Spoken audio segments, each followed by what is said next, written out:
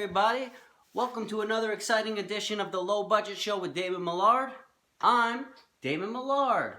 Welcome back. It's been quite a little break we've taken. Here we are. It only took a pandemic to put me back in front of you, and I wouldn't have it any other way. Do you guys like the new setup? I don't know if I do, but this is what we're up to. And I'm glad to see you. I've missed every one of you. We're back. We're back. On today's show, we might have comedian Paul Bennett. We might have comedian Jason Hillman. We might have comedian Gary Zajakowski. Why do I say we might have? Well, this is the leftovers episode. I don't know what I have in the old Dropbox from years ago. I've done a lot of interviews that never made it onto the show, and I'm going to dig back in there and see what I can come up with. I'm going to mix them, match them, put them all together, and that's what our show will be today. All right, this is going to be fun. What are you guys up to? Did you miss me? I miss all of you guys. Let's pick up where we started off in 2014. That's right, it's when we started. We started on September 11th, 2014. Just me, you, talking about nothing, right? Did you catch up? Did you watch the old episodes? If not, go to my website right here, damonmillard.com, or maybe it's this way, damonmillard.com. I can't think about left and right now. This is fantastic. What else do we got on the show for you? What else is it? I'll tell you right now, we might have pictures of my dog. We might have them. We might have them. I'm going to give myself a haircut. You guys want to see that? So far in quarantine, I've given myself 3 bad haircuts. Very bad. Like, this is bad now, but the badness has kind of grown out. Basically, there's no fade available to me. I can't fade alone. I don't know how to do it. I do not know. I have an ugly head. I'm a very ugly dude. I get by only by charisma. Charisma is all I have. Do you know what I'm saying? So stick around for that haircut. I guarantee you're going to want to see that. We look at some unfinished projects I've done. I have tons of unfinished projects that I'm a dilettante. I think that's the right word, not debutante. Dilettante? Debutante. I'm one of those things. I'm the one that's not a southern lady. I start something, get so passionate about something, and then I never finish it. It's just like my thing. It's kind of like, I had a kid, where's she at, I love new stuff. New stuff is my favorite. Let's go through the list of stuff that I've dabbled in my life. I used to be a DJ. This is true. I was like a good DJ. I used to be a filmmaker. I used to paint. I like to birdwatch.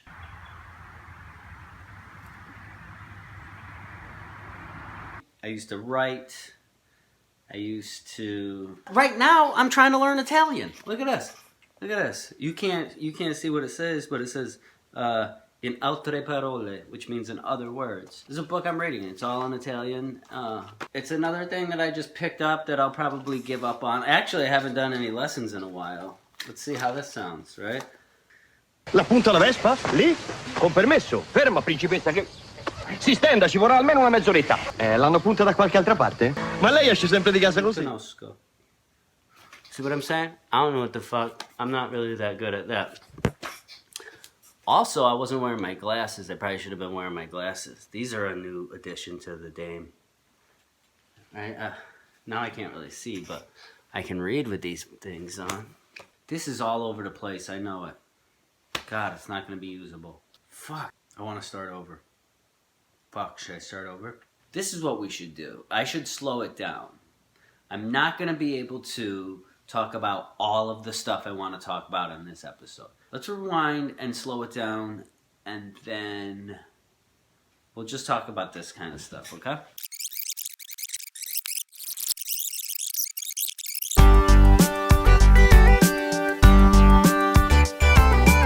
I used to be a DJ.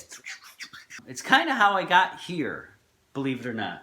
Like, the reason I'm sitting right here in this seat right now talking to you is because I used to be a DJ. I used to spin records. I had two 1200s. It was fun, man. It was fun. I remember my first gig I ever got.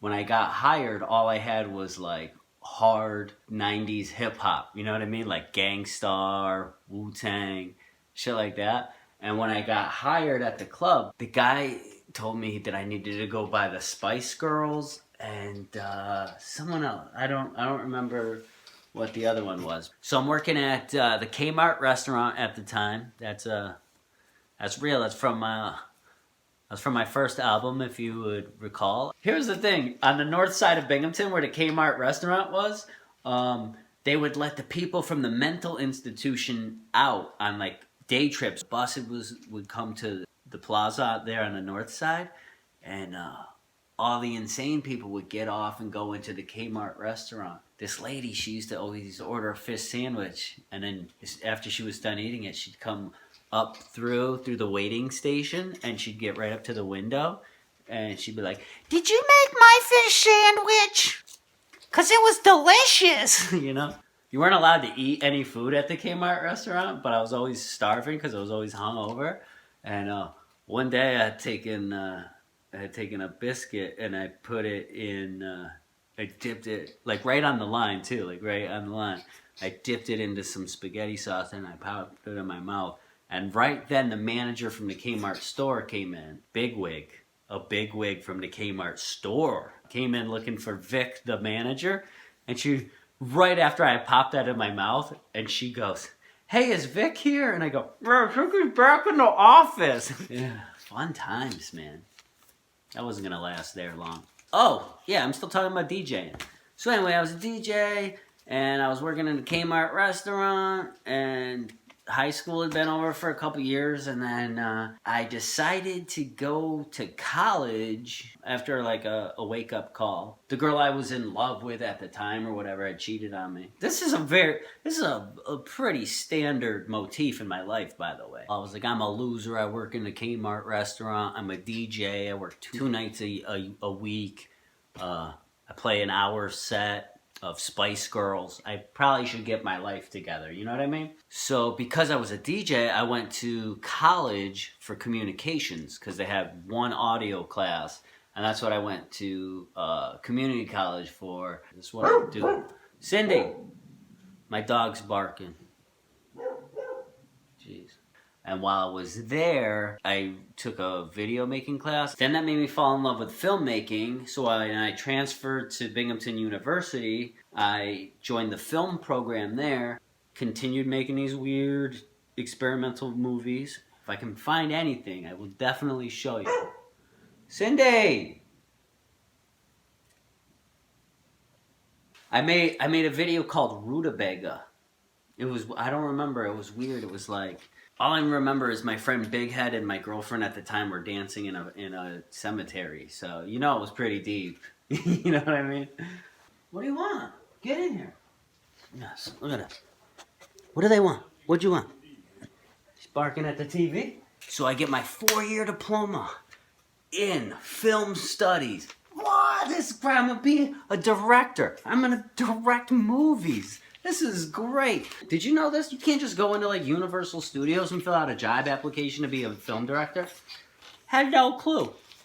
That was my plan. Then I became a banquet waiter because that's what you do with a cinema degree, which I did for a long time, which was not really that bad. I liked it, man. I would work these weddings and then I would steal the leftover wine. And then me and my friends, we would go and we would play poker all night and we would drink and get zooted up. I'll probably cut that one out.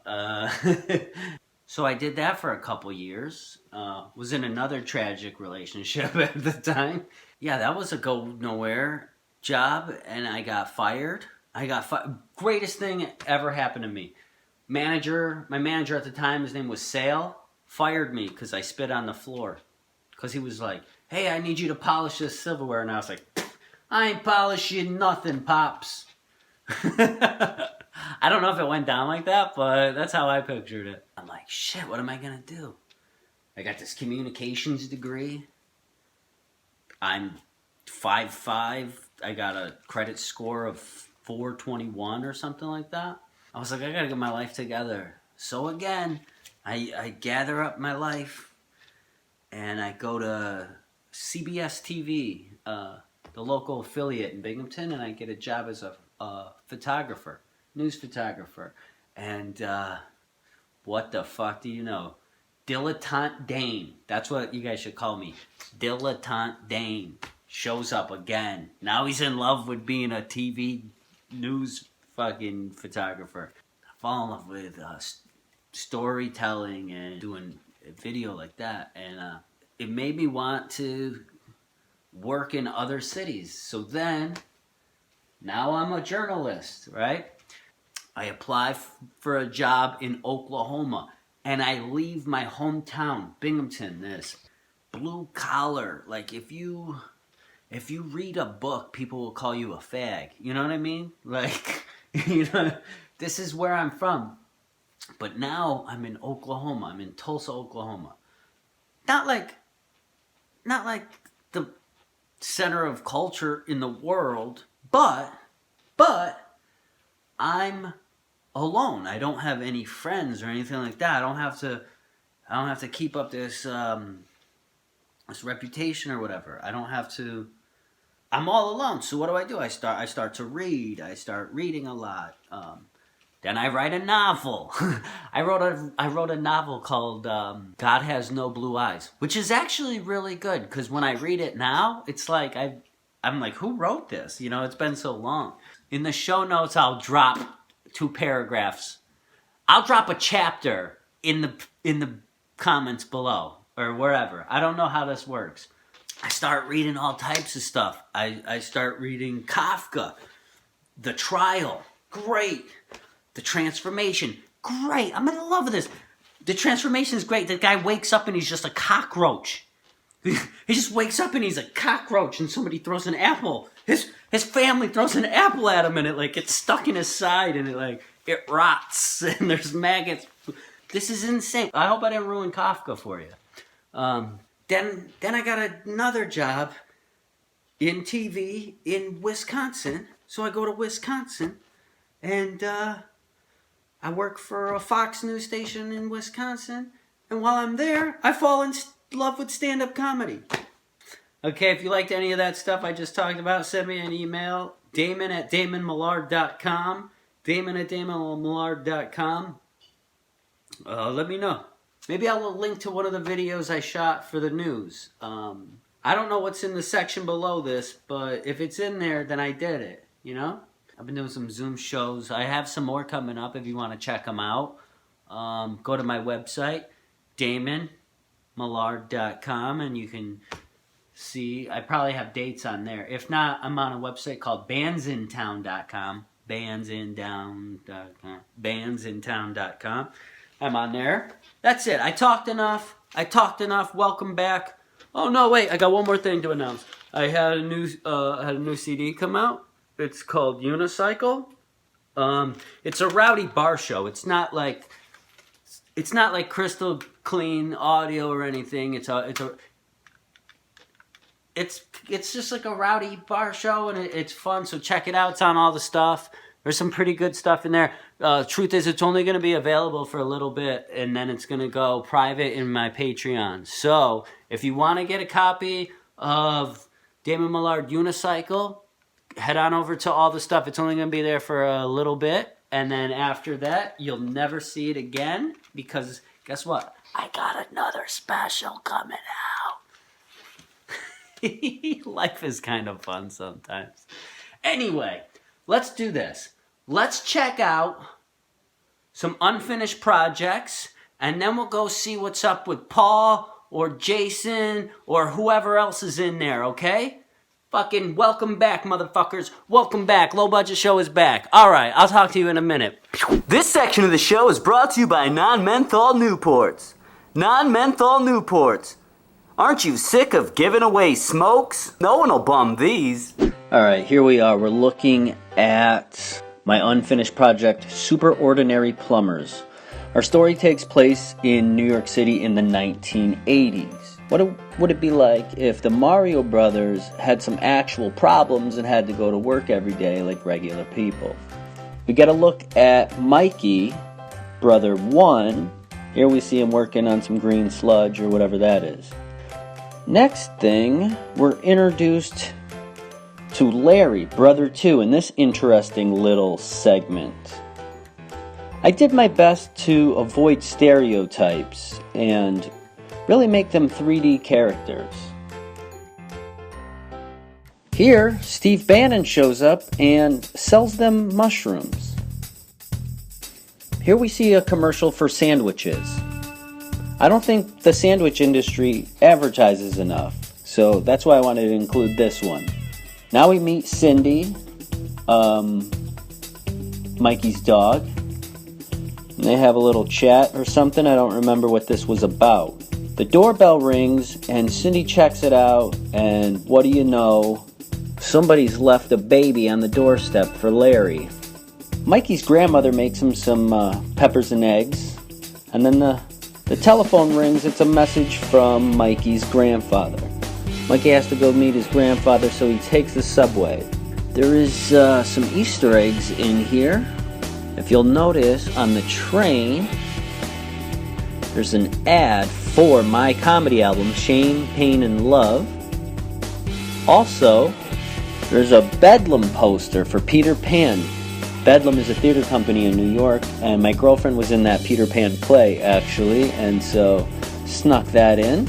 What we have is a French panhandler on the train who says that he only wants $20 bills or more because change cannot fit in his skinny jeans. This is the only scene that was actually ever finished. I cannot find the video for it, so what we're looking at here again is more unfinished stuff. He asks Mikey for some money. When Mikey refuses, he tells him that he is a veteran, where Mikey responds that he hates veterans, only to notice across the car is this pretty buff cat soldier. Upon hearing that Mikey hates veterans, this also scary MTA dude gets in Mikey's face, kicking him off the train. Mikey's on his way to his plumbing company where he sees a brand new caddy right out front. What could this be all about? Mikey's Plumbing and Marinara. He goes inside, he meets his nonna, who tells him, I believe, that he sold the business, and now Mikey's got to come up with the money himself, or something like that. Grappling with the bad news that his grandfather just sold the plumbing business, Mikey heads off to this little chicken shack, probably somewhere in North Manhattan. Has to make his way through the maze. He has a little confrontation with the woman at the counter. I don't remember what it was about. It had something to do with a drink, I believe. And that's when the thinking black man shows up to really pin home the point that Mikey was wrong. On the side of Larry's truck, it's called Italian Brothers Plumbing. He gets in, they have a little chat about how Mikey's getting fat. So Mikey's now feeling bad about himself, and he steps on the scale. Yep, he's getting really fat. He takes his watch off and then weighs himself again.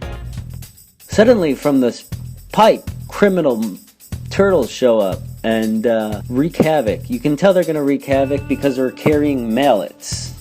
Mikey jumps into action.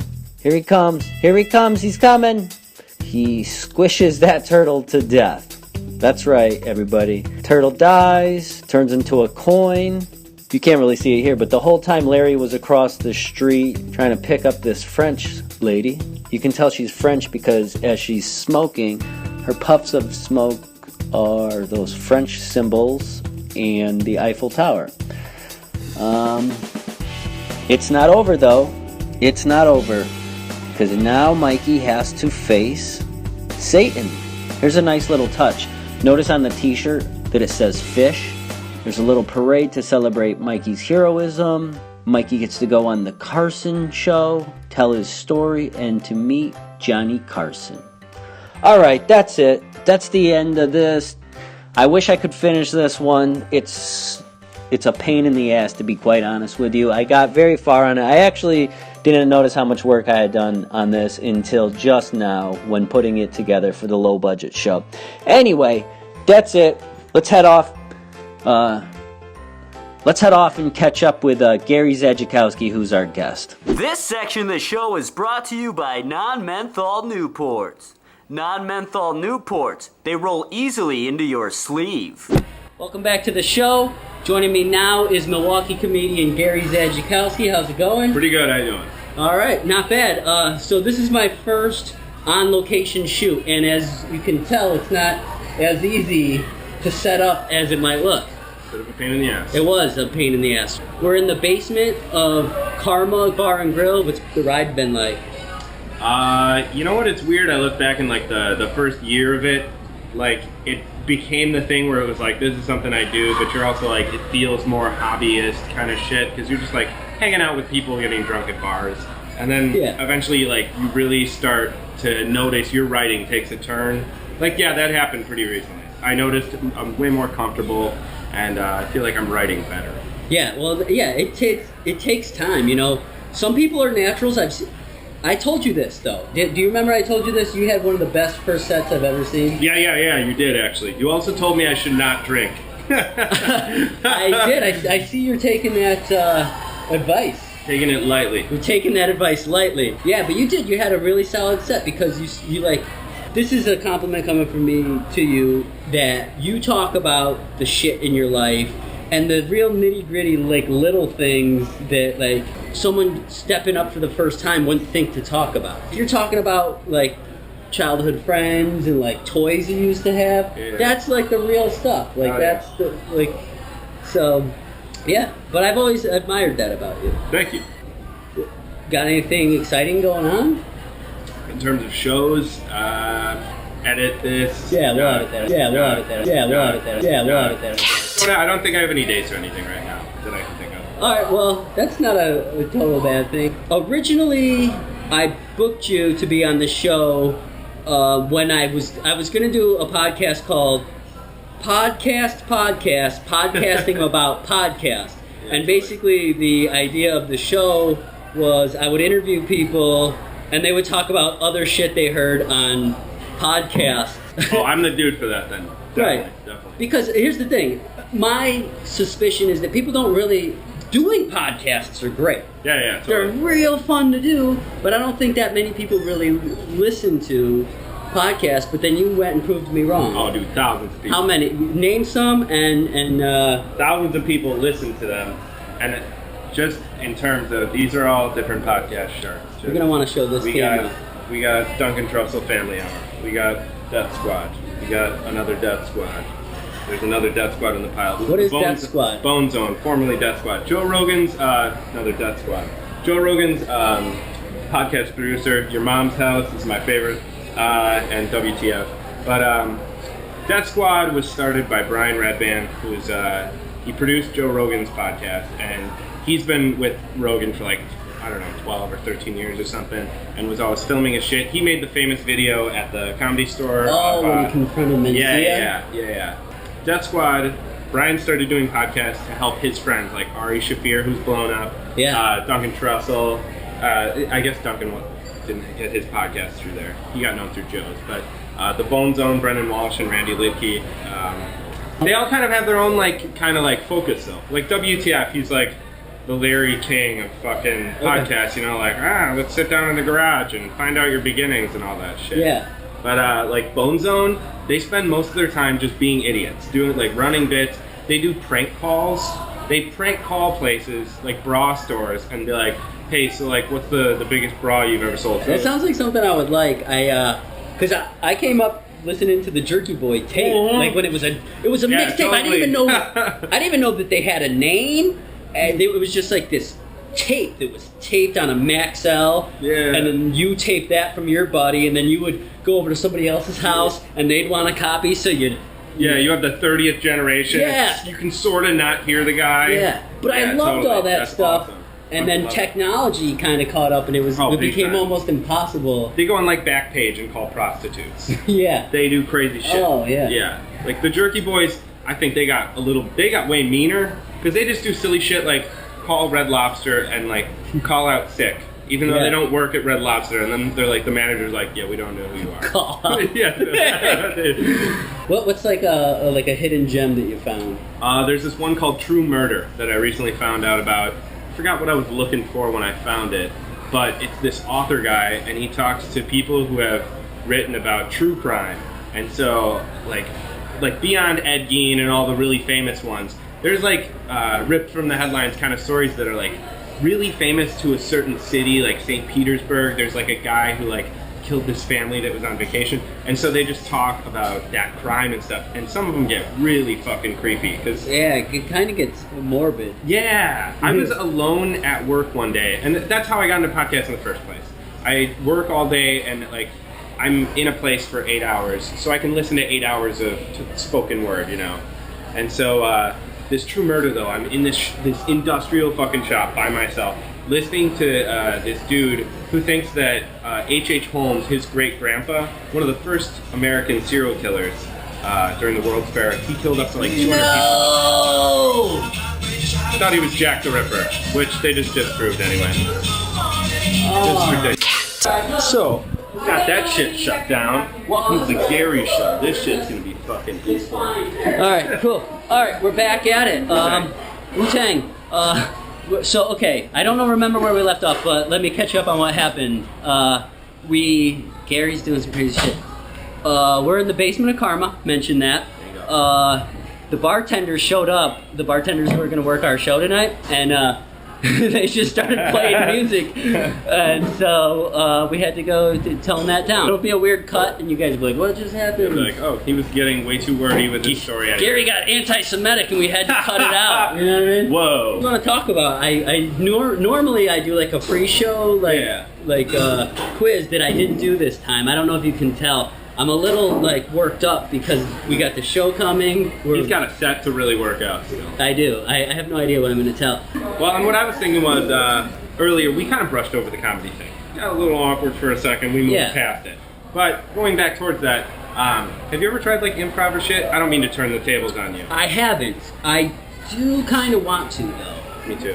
But I did take an acting class in college, and so one of the classes I took was acting, and I don't know, I feel really strange, because here's the thing, with my comedy, I always want to be me, maybe a exaggerated version of me, but I still want it to come from here, because it only feels good. Yeah. You know, like I've mentioned this before on the podcast, where as soon as I got rid of all that fictional shit that never happened, that I only built for laughs. And for time. And yeah, but like, because it's a joke, it's a jokey joke, and I built it. As soon as I got rid of that and I started talking about real stuff, it felt good. Like, it felt real. And so that's one reason why I think improv would be hard for me. But I don't know. I really want to get quick.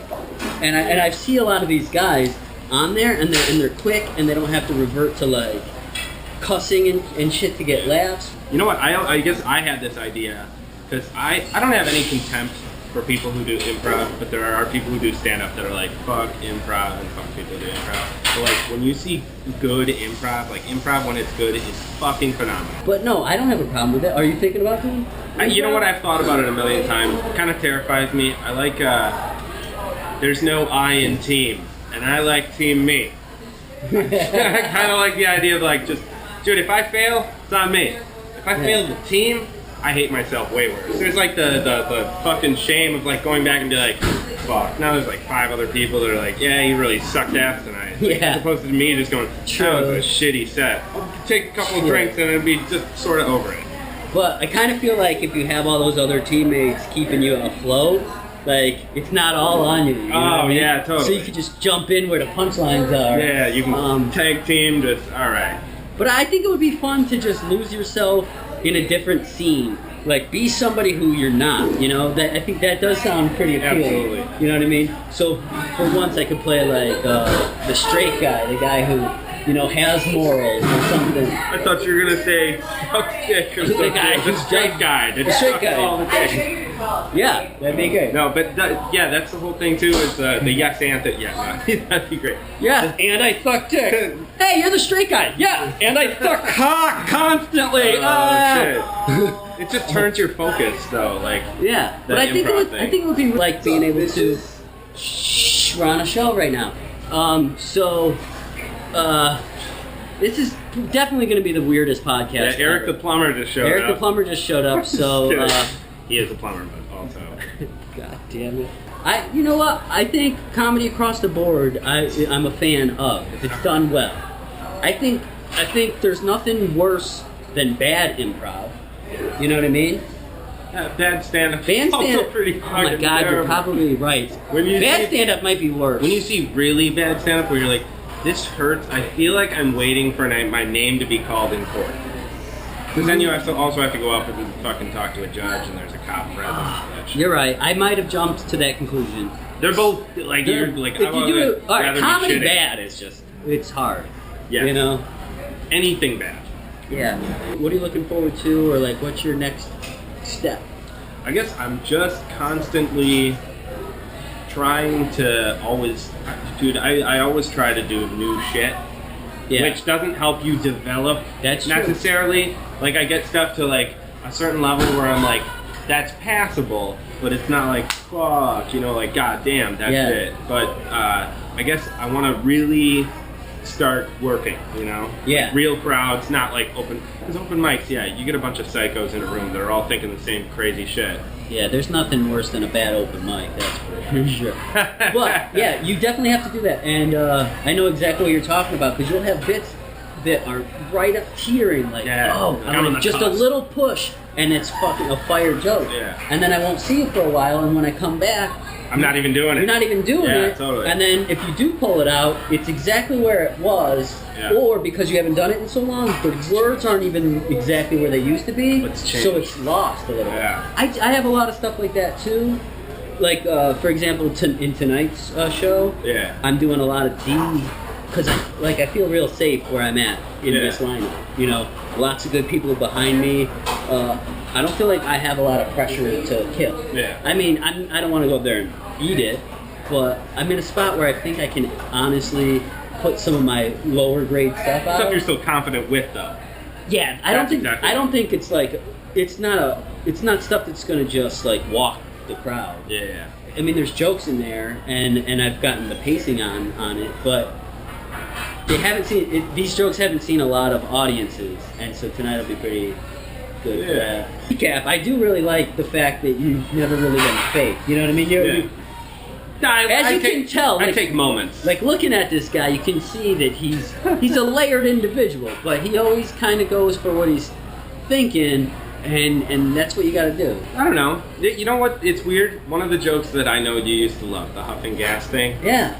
I don't really do that anymore because I don't huff gas. I don't huff gas. No, it's that silly thing though. I like silliness. Okay, guys. I think we're gonna wrap it up there. Thanks for joining me, Gary. For sure. This has been the Low Budget Show on the road. It's difficult to do these on location, so thanks for sticking with us, and join us next time. All right, goodbye. Beep.